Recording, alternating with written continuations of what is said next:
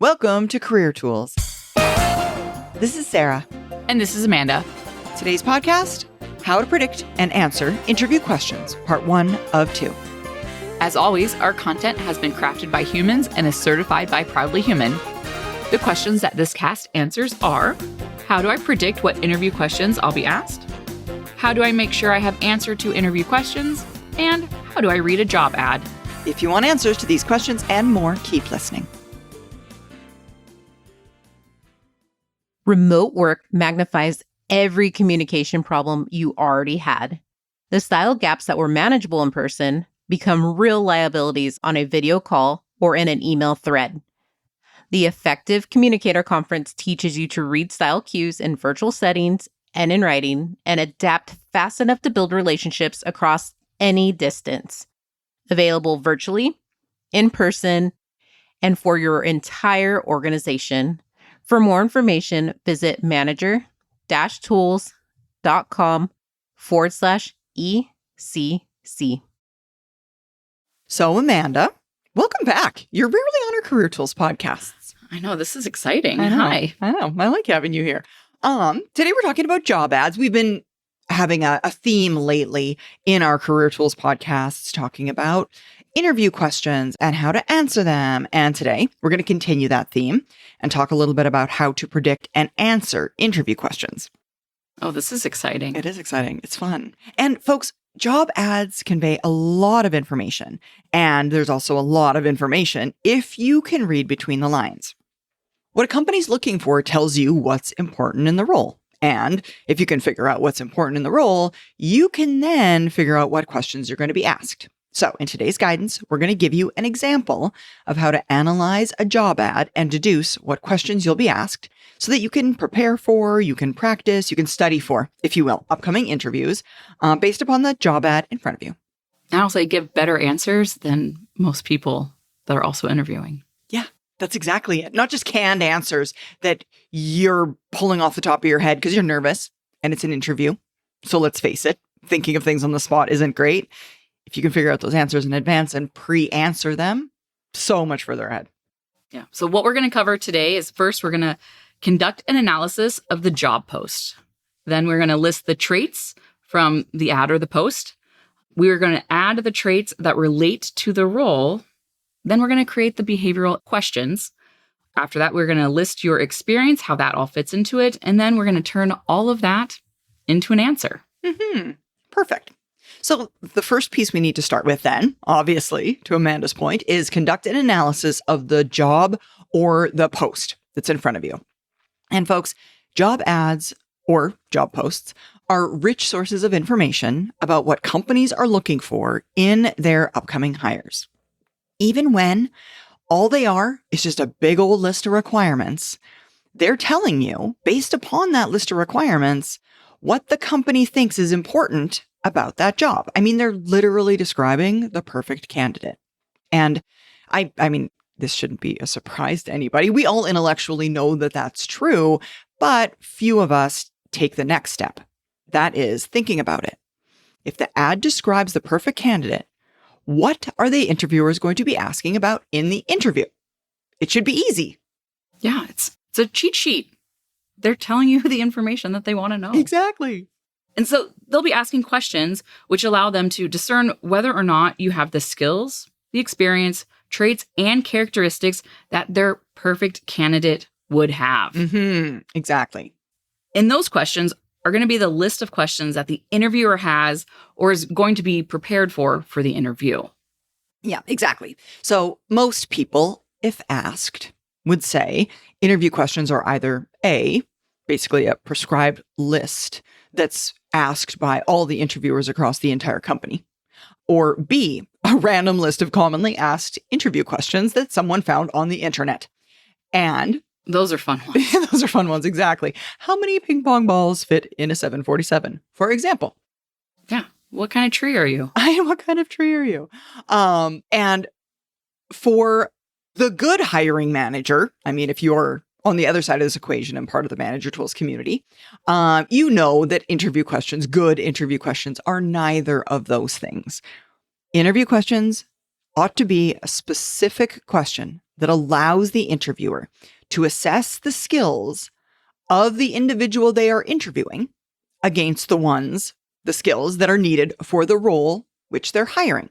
Therefore, if you, the candidate, can infer from the job ad or post what the questions will be with a little bit of analysis, it puts you way ahead of the curve. You're not just that person that's looking up what are the commonly asked questions on the internet and having answers to those ones. You're actually coming up with the real answers that will probably be asked. Yeah. And that they want to know. Mm-hmm. It's fun to know what kind of tree you are, but that's not going to help you land the job. No. Now, in this guidance, we're going to show you exactly how to do the analysis and turn the job ad into the list of questions that the hiring manager is likely to ask. So we're going to put you in a spot that you can guess what they're going to be asking so they get the information that they want. We're going to use an example ad for a program manager to show you exactly how this is done. Now, this is a real ad that we found online, and we're going to read the text to you. It's a lot easier to read the show notes part of this if you have access to that. Be a licensee. Good plug, Amanda. Yeah. But we're going to read it so you can all hear it. So here's what the ad says. We are looking for a program manager for the UKG Kronos implementation project for 20,000 employees. The essential functions for this position include experienced program manager with 7+ years of experience managing large, multi-site, multi-language, complex IT programs. The ability to deliver presentations to senior executives. UKG Kronos application experience is a plus. HR and payroll experience is a plus. And the basic qualifications would be bachelor's degree required. Exactly. So folks, again, to Amanda's point, if you're a licensee, it will be good for you to have printed out these show notes and have them in front of you as we're going through the rest of this cast. We're going to continue to refer back to that example post that she just read out loud. For those of you that aren't a licensee and don't have access to the show notes, you're going to need to either keep that in your brain or go back and listen to Amanda in ultra slow motion and write it all down, because it's going to matter when we're going through and dissecting this example, if you will. So that takes us then to the listing of the traits from the ad or job post. So now we have the job post, it's sitting out there in front of us. And the first action we want to take when trying to do the analysis is to look in the job description for the traits or experience that are being asked for. Now, I would say as an aside, you're going to have done this when you made your initial application, right? The first thing you do isn't prepare for an interview. So you will have done a little bit of this in the lead up. Hopefully you have those notes to turn back to. This time, the only thing that's going to matter or be different is you're going to go more in depth. So make sure that when you make your application, you take a screenshot or you print out the job ad. Because sometimes when companies start interviewing, they take down the ad. Like they take the ad off Indeed, for example, because they don't want people applying for it. They're already in the interview phase. And if you didn't take a screenshot of it, you're no longer going to be able to see what the ad said. And that's going to be a problem for this interview question response prep piece of it. Having the job ad is really important. So make sure you keep a copy of that somewhere in the application phase. And now, when you have that, you're going to look at each part of the job description and pick out anything that either describes what the person will do or which describes experience they need. Even a short job description could list at least 20 things that you can pick out if you dissect it, of figuring out what they want you to be able to do or the experiences that they want you have previously had to show that you can do this job. Yeah. And we purposely chose, folks, a really short, basic one so that we can show you just what Amanda said, right? Something so short, so small. Gosh, I wish I would have read how many words it was. I don't know, 200 words. And we can pick out 20 items or more to list all of the things that little job ad is communicating to us. All right. Now, in this case, to begin the creation of our list, that is, we're going to start with program manager. Since the ad asks for an experienced program manager, the ad is telling us that the ideal candidate will have experience as, if you can imagine, a program manager. So we can be certain that the hiring manager is going to ask questions about our experience in that area. So that's the first thing we're writing down on this big list of things they might be looking for: program manager. And simply put, a program manager is a project manager with more than one project. A company might be rolling out a new system worldwide, and in each country, they have a project manager focused on that project. So the program manager would be their functional boss managing all the projects across the world, just for ease of definition of what we're looking at in this ad. Now, the ad also tells us that this is an implementation project. Therefore, we can infer that the hiring manager will ask questions about the candidate's experience with implementation projects or implementing a project. Implementation projects differ from other projects in that they require bringing something into existence, essentially maybe starting from scratch, not really having a process before. So they are not necessarily more complex than other projects, but they definitely do have a different flavor of approach. It's, I would say, a little bit more specialized. And that's what they're looking for. The fact that this company mentions this in the ad almost certainly means that they are looking for someone who has completed implementation projects in the past. They really want that experience. So we are definitely putting implementation project on our list. Yeah, that's a really good way of putting it, Amanda. I mean, if they didn't think the implementation piece of it mattered, was that important, because all they were looking for was someone who had managed multiple projects, for example, they wouldn't call that out specifically. So it's somehow important to them and thus important to us. There are professional development opportunities you should take. And then there's everything else competing for your time and attention.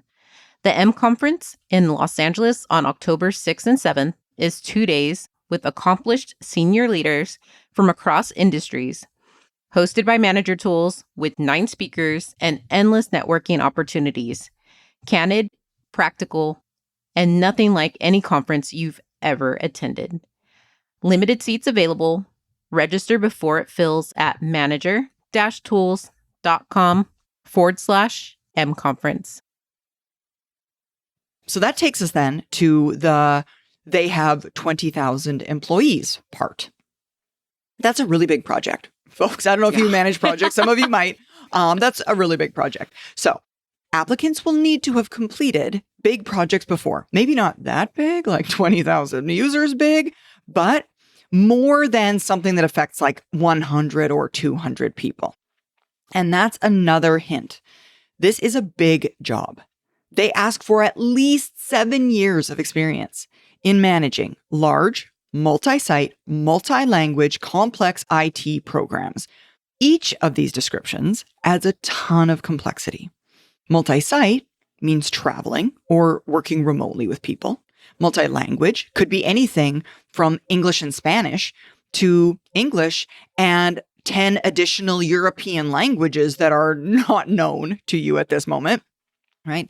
So we're going to put each of those individual requirements on our list. And as we pull out each of these requirements, we're going to create a list. We're going to write it down. And what we've determined from our full list for this ad is going to be first, project manager, first bullet.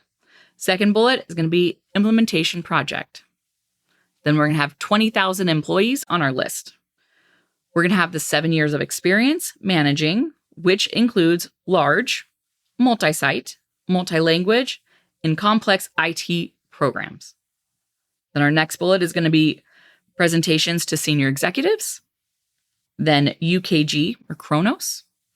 Also, HR and payroll experience. And then lastly, the bachelor's degree.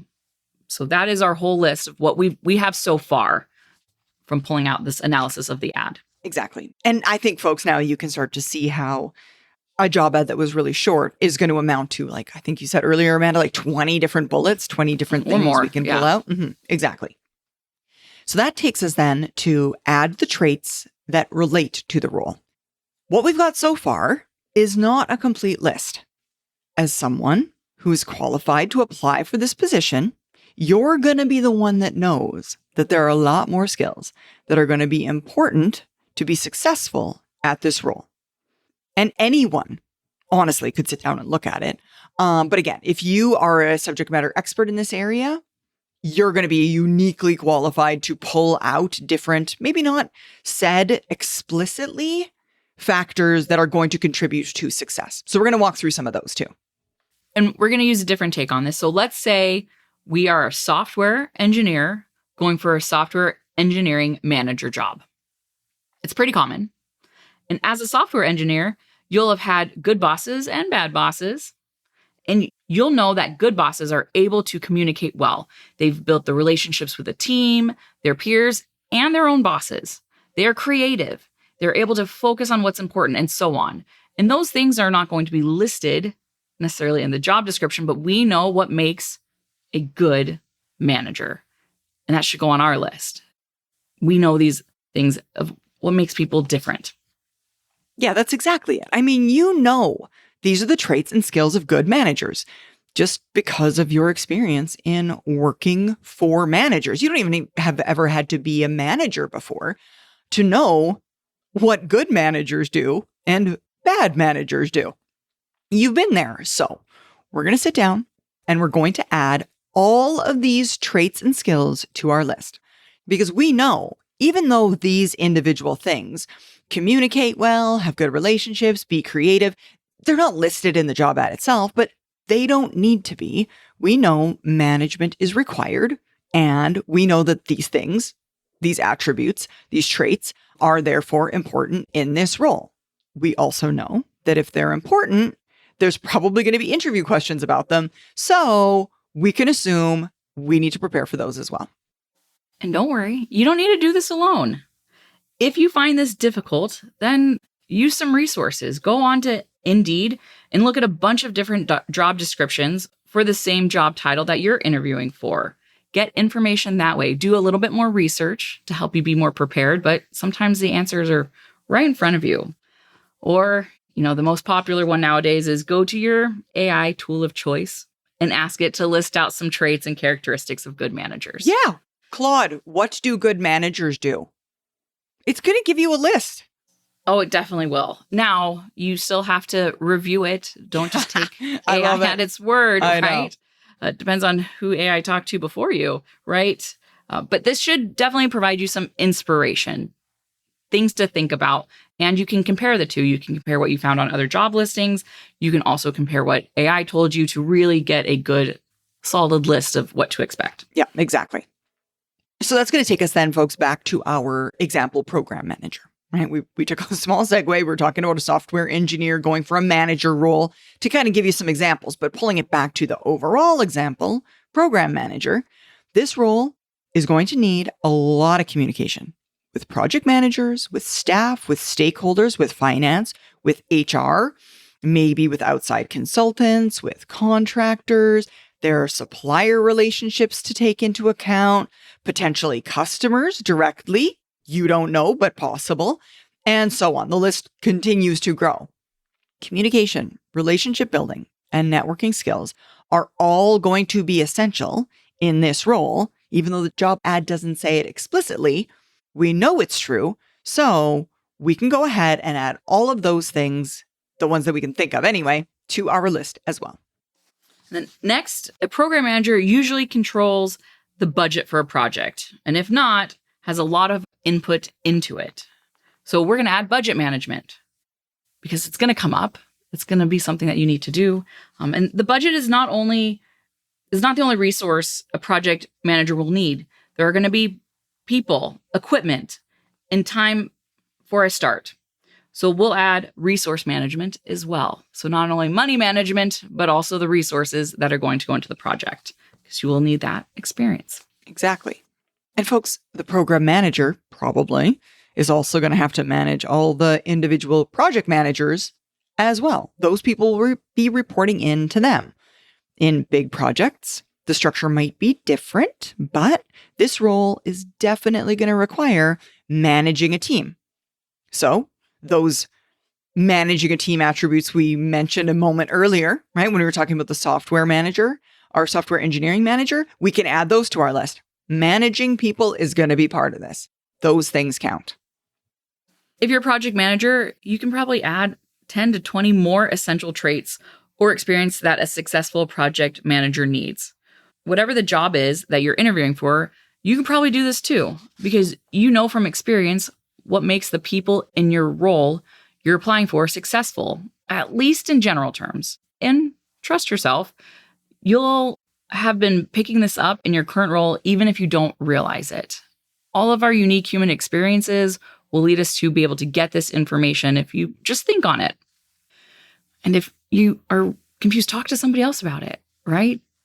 If they have more experience, or that's why networking is also so important. You don't have to do this alone. Right? Have a conversation. And you can't know specifically for this job, but you know what? It's okay if you get 80% of the way there. We don't have to do this at 100%. We're just doing the prep work. 80% is going to be just fine. I know I just upset all of our high C's though. 80%'s okay. 80%'s okay. Yeah. Well, and I think you mentioned this earlier in this cast, Amanda, this idea that you can assume, you shouldn't assume too heavily, but you can assume kind of a little bit that some of the other people that have applied for the same role and are being interviewed won't have done any of this at all. So let's say you only come up with 80% of the criteria and that's all you're prepared to answer. It's probably 80% more than the other people that are interviewing for this role. And it puts you in a 80% further ahead at that point, right? So that helps. And I mean, so you might prepare for a thing or two that you don't end up getting asked about. Wouldn't be the end of the world, right? I kind of think about, I want to say it was Mark and I recorded a podcast last week about why do you want to work here? And one of the things that we mentioned in that podcast was this idea that if you can't answer the question, why do you want to work here? Maybe you shouldn't work there. So to be prepared for that question, we recommend everyone sit down and think about it and think about the company and themselves and their goals. And if you can't tie back what your thinking says to you about why you want to work there, maybe you shouldn't even interview. And it's kind of the same thing here, right? Like, I mean, if you have got this list or you're coming up with this list and you're like, yeah, I don't want to do these things, then maybe this isn't the job for you. Yeah. Imagine that, like not just blindly applying to a bunch of jobs, but actually applying to ones that you want and you're excited for, because that's also going to play out in the interview. Folks will notice in your interview if you're excited about it, if you're prepared, you actually have good responses to the questions. It shows up in the interview. It's not just your prepared answers. That's exactly it. Those canned answers that they think, hey, they probably got that off the internet. Very creative. Okay, so now I'm going to revisit our list because we've been adding to it all of this time. So the list itself looks like first bullet, program manager. Second bullet, implementation project. Third bullet, 20,000 employees. Fourth bullet, 7 years of experience managing large, multi-site, multi-language, complex IT programs. Fifth bullet, presentations to senior executives. Then we have Chronos is sixth bullet. Seventh bullet, HR and payroll experience. Is this 8 now? Am I at 8? 9? 8 or 9? I lost my counting. Where am I? Sorry. Bachelor's degree is 8. Good. Okay, good. This is a positive plug for just reading the show notes. I know, right? So 8, bachelor's degree, then 9, communication, 10, relationship building, 11, networking skills, 12, team management, 13, budget management, and the last one on our list so far is resource management. We're getting close to 20. We're getting close to 20. Look at us. All right. So you'll notice that we have atomized the list where you could have amalgamated it. So we got more specific instead of generalizing it. So for example, communication, relationship building, and networking are all facets essentially of the same skill. So we could have absolutely grouped them together. However, shortly we're going to turn all of these into interview questions. And exactly what Sarah said is we'd rather have more answers practiced than less. So we're going to split them up. So if you get more specific on these skills, you're going to have at least 3 more very specific interview answers. And it's, again, better to have too many than too little. Instead of one about managing, for example, which you could have said managing instead of breaking it up, but breaking it up gives us more. Mm-hmm. All right. Now, imagine in this case, having only practiced an answer to, tell me about a time when you've communicated well with others, and being asked that question, and also tell me about a time when you've built lasting relationships. Even though you could probably only practice one answer and answer both questions with the same example, it's probably better to have more choices and not have to use the same example twice. And you could be asked the same question by multiple interviewers, and maybe you think that the answer you might give one interviewer would be better changed to a different example because of their background or whatever it may be. Again, it just shows broader, deeper experience. You having gone through these iterations, thought of more examples, thought of different ways to answer questions, because you've broken down a larger skill into multiple smaller skills. Thanks so much for joining us, folks. Join us again next week as we continue this topic. Now, help us help others and tell your friends. And of course, follow, rate, and review our podcast. And remember, 5 stars only, please.